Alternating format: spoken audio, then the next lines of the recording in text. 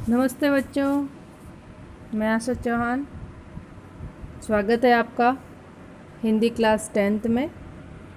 बच्चों, अपन ने अभी तक पढ़ा जॉर्ज पंचम की नाक, जो कमलेश्वर द्वारा लिखित एक कहानी है। ये एक व्यंग्यात्मक कहानी है। आज अपन इस कहानी के प्रश्नोत्तर की ओर देखते हैं।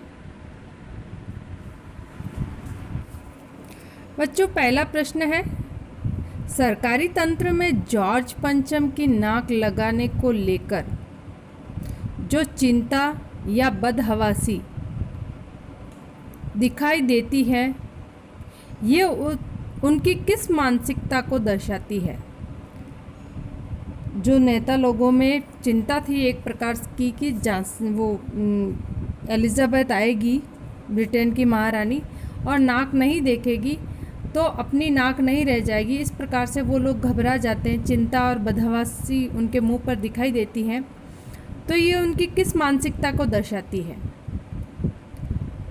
सरकारी तंत्र में जॉर्ज पंचम की नाक लगाने को लेकर जो चिंता या बदहवासी दिखाई देती है, ये उनकी गुलाम मानसिकता को दर्शाती है, क्योंकि 200 वर्षों तक ब्रिटिश साम्राज्य रहा भारत में। तो इस प्रकार से वो लोग मानसिक रूप से भी अभी भी स्वयं को गुलाम ही मानते हैं और उनसे उनका भय जो है वो दिख रहा है। उन लोगों को गुलाम बनाने वालों की नाक की चिंता अधिक थी। जो भी लोग थे जो डरे हुए थे, उन लोगों को गुलाम बनाने वालों की नाक की चिंता अधिक थी। वैसे भी भारतीय विदेशियों और विदेशी वस्तुओं के प्रति अधिक आकर्षित होते हैं। सरकारी तंत्र के लोग स्वयं को तथा नौकरी को खतरे में नहीं डालना चाहते थे।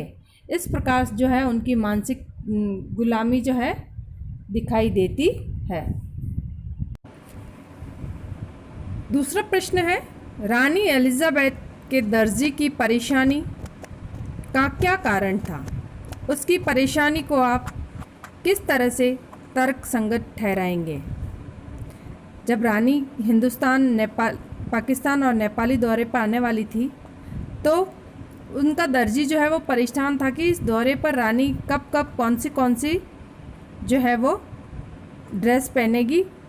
तो इस प्रकार उसकी परेशानी का कारण जो है आप किस तरह से तर्क संगत ठहराएंगे? मतलब आपकी नज़र में ये बात सही है, कितनी सही है, गलत है तो कितनी गलत है, वो इस प्रकार से आपको इसमें बताना है।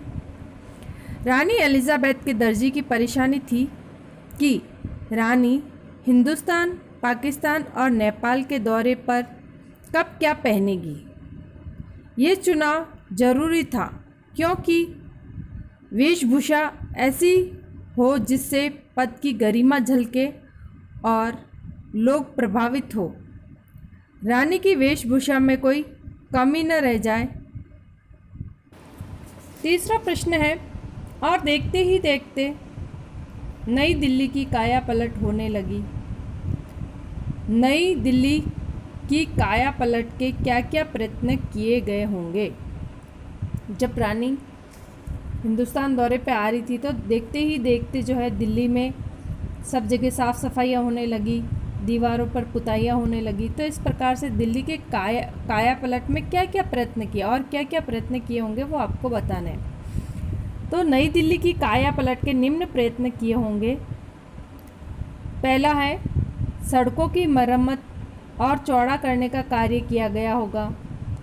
दूसरा, राजपथ पर पौधे लगाए गए होंगे। तीसरा, सुरक्षा व्यवस्था बढ़ाई गई होगी।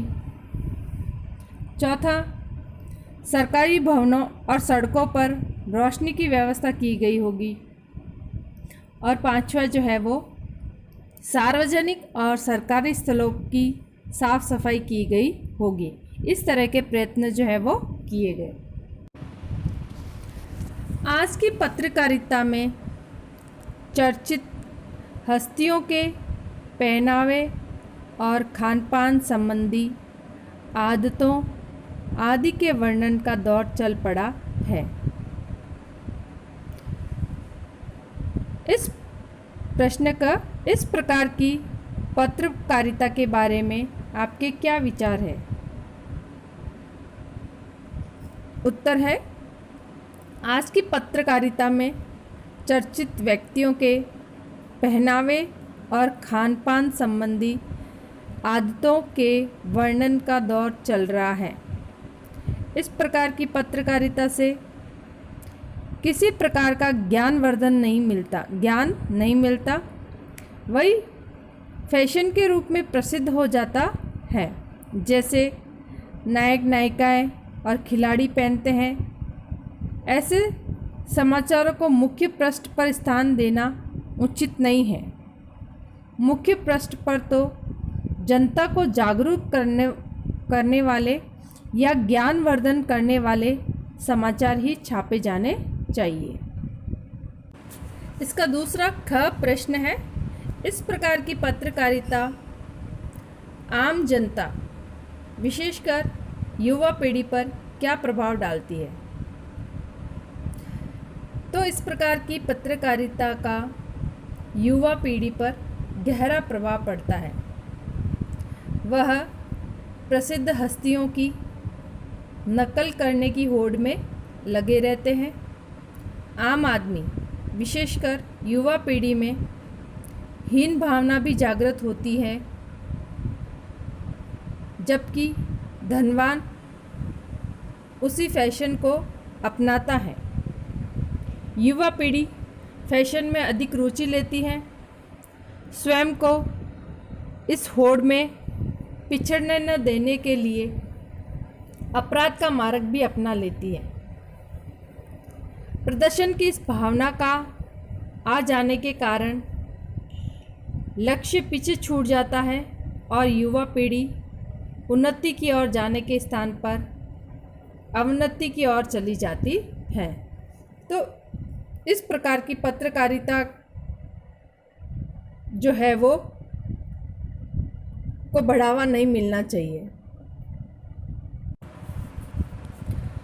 जॉर्ज पंचम की लाट की नाक को पुनः लगाने के लिए मूर्तिकार ने क्या क्या यत्न किए?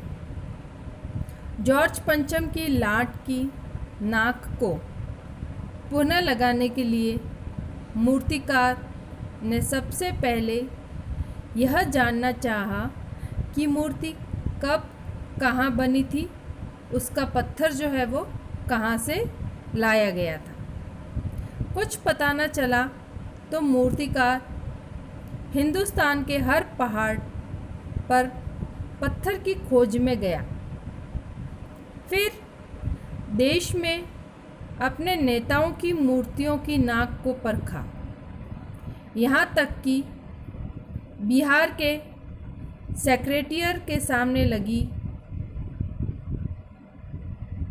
सन 1942 में शहीद होने वाले बच्चों की मूर्तियों का भी निरीक्षण किया,